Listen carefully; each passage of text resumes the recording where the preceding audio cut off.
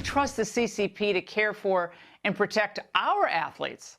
The answer is we can't. We shouldn't. Joining me now is Mike Pompeo, former Secretary of State, Fox News contributor.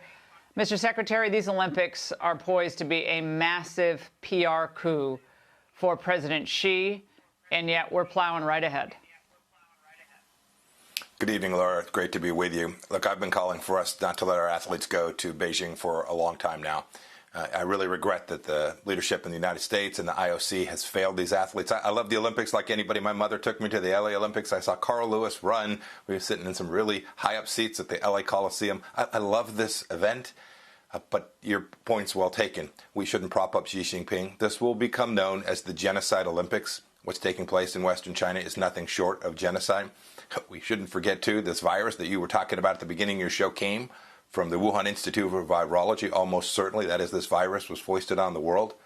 And then second, not only are we propping up one of the greatest human rights violating leaders in all of recorded history, but we're putting our athletes in a very difficult place.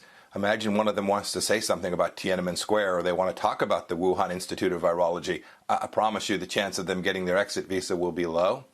And those athletes should all know, too, that Beijing is the most surveilled city in the world. Whether it's their cell phones or their iPads or whatever it is, or something they're saying to someone else, you can bet that the Chinese Communist Party will be able to track everything they do, every place they go, and everything they say, and they will record it. It will be used for Chinese Communist Party purposes for time ongoing. Now, just days ago, this is a little notice story in the Washington Post.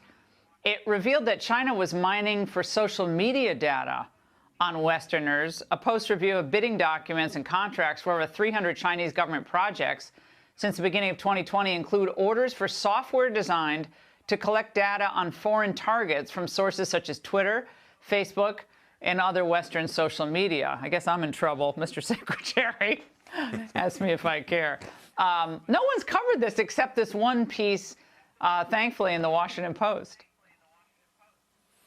You know, I hadn't seen the most recent reporting, but I certainly know precisely what it is they're talking about. It was on your show.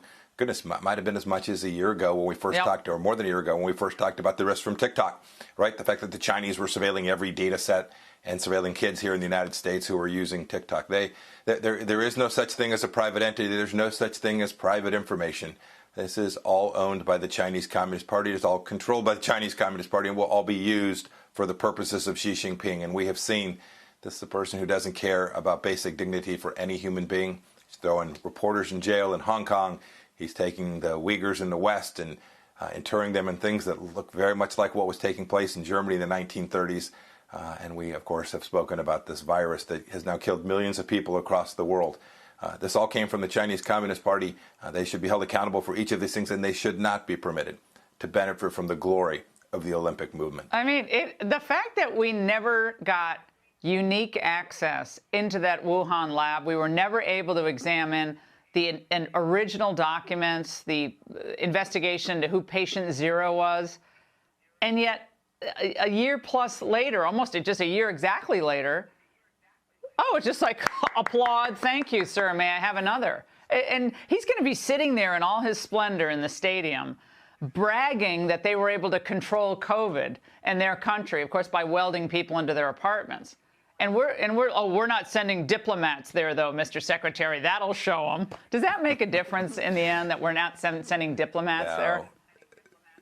Not a bit. Xi Jinping doesn't care. He's going to get a chance to stand on the world stage. He'll be carried by American media all across the world and global media on the opening night of the games, and there he'll sit talking to the world using Chinese propaganda tools all across the world, talking about this great democracy of China and what a wonderful nation it is.